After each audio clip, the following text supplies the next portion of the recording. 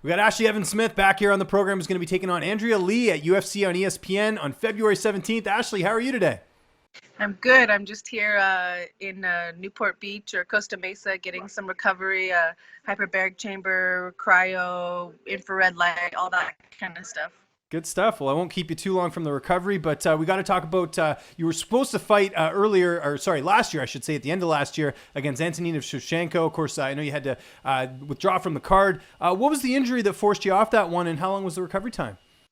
It was a partial LCL tear, and I needed to full rest for 1 month. And about the time that I did it was 4 weeks before the fight. So it was a hard decision. It was something that we could have dealt with and, I guess changed up the training, but it definitely would have affected my weight cut, especially since I'm now at 125 as opposed to 135 before. So I think we made the right decision to pull out and go into the fight, whatever fight that was going to be, whether it was still going to be fighting her or a new opponent, 100% and healthy. And I know the other thing that was kind of some news since the last time you and I talked was I know you're now with Sucker Punch Management. How did that all come together? Yeah, I mean, this is my first fight with Brian Butler and Sucker Punch Entertainment, and I've just known him through Carla Esparza, who's one of my good friends, and I've been around Brian, and it was just one of those things that I had always had other management, and so Brian was very nice and didn't want to step on any toes, and didn't want to ask me or talk to me, but it just happened because of just finally kind of linking up, and I'm very happy right now.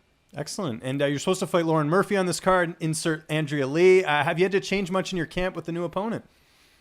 I technically, within a matter of 2 months, I had 3 different opponent changes.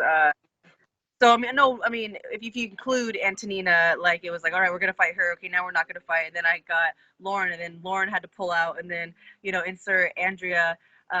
But no time I actually spent a lot of time with Antonina's camp, training for a southpaw.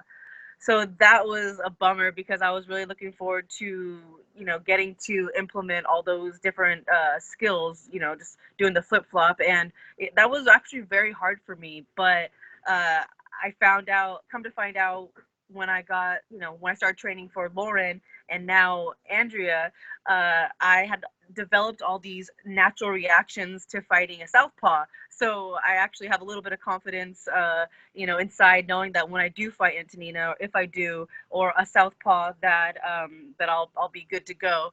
But yeah, so we switched back to fighting an orthodox fighter because Murphy and Andrea are orthodox, and I haven't had to change too much from the beginning of Lauren to Andrea because there wasn't really that much time. It was a quick switch once I signed the contract. So it's been a good camp. I have had my own little injuries to deal with here and there, but I've never had a camp where I didn't have one small injury at least. Right. And where are you training right now? I know last time we spoke, you kind of customized your camp to to fit all your needs. Is that the same thing you're doing for this camp? Yeah, life pulls you in different directions, and sometimes things work out, in camps, and sometimes they don't. And my last camp, I called it a gypsy camp because I had, a couple different gyms, but I was really going, I didn't have one set home gym. But I guess technically now the gym that I'm at the most would be Classic Fight Team, where I do my Muay Thai with Tyler Wombles and all my teammates there. And I do my boxing at Raw Talent like I have for a while now. But in addition to all of that, I am now at Blackhouse and in Gardena. Yeah, and it's really great. Kenny Johnson is my wrestling coach now, and I think it was the missing puzzle piece. Not that it didn't work out for me my last fight. Obviously, I won, and that did work out. But I feel even more confident and even better going into this fight because I've actually gone back to my roots of wrestling and just fine-tuned some things, and now I'm more confident implementing my wrestling inside the octagon too. How's the weight cut going ahead of this fight? Unfortunately, I'll be 100% honest, it's a little more rough than the last cut because of that LCL knee injury.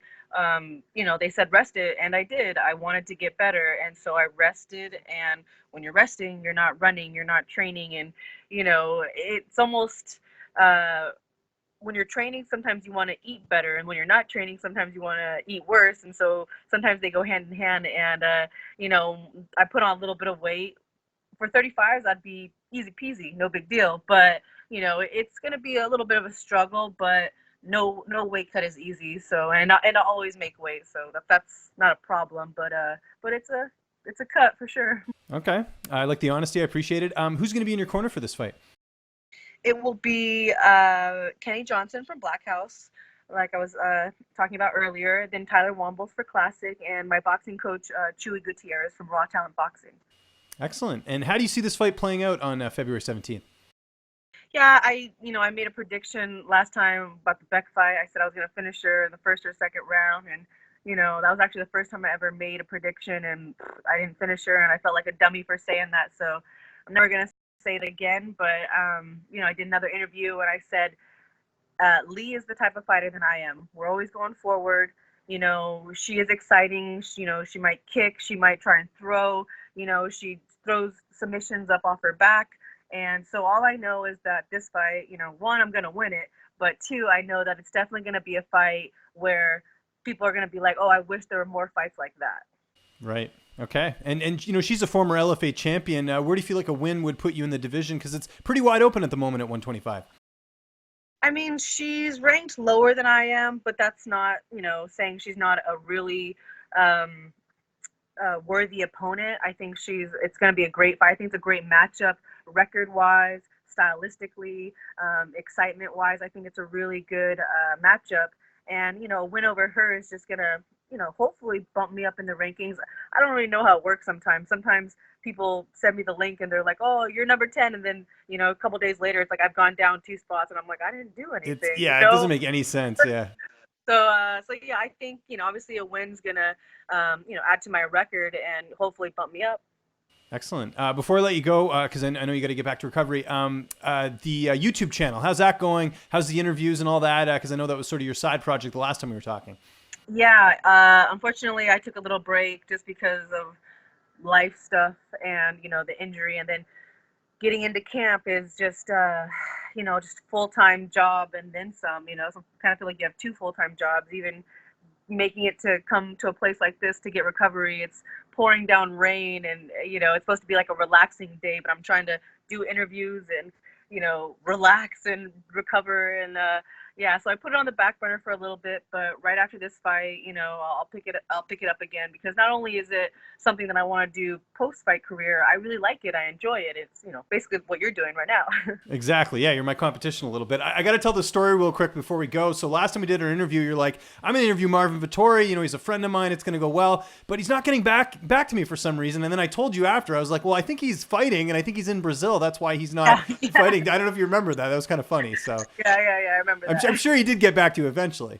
I don't know. I don't remember, honestly. I think I just stopped hitting him up after you're like, oh, I think he's fighting, like right now. I was like, oh, yes, need to be more up to date with the fights. Exactly. Well, Ashlee, thank you so much for the time. Again, I know you're busy. Just remind people where they can find you on social media, and if you have any sponsors or shout outs, the floor is yours. Yeah, no problem. My social media is the same across the board. It's at Ashlee MMA. Ashlee is with no Y, so ASHLEE MMA. Twitter, Snapchat, Instagram, all that good stuff, even on Facebook. And then my sponsors are pretty limited right now. This place I'm at is called Polar Cryo here in Costa Mesa. It's amazing. They've got infrared, the hyperbaric chamber, the cryotherapy, all these good stuff for recovery. Trifecta Meals, it's my first camp with them, and I'm, feeling really great. Super convenient. The food is amazing. They have vegan options, and, not just one option, but a plethora of those.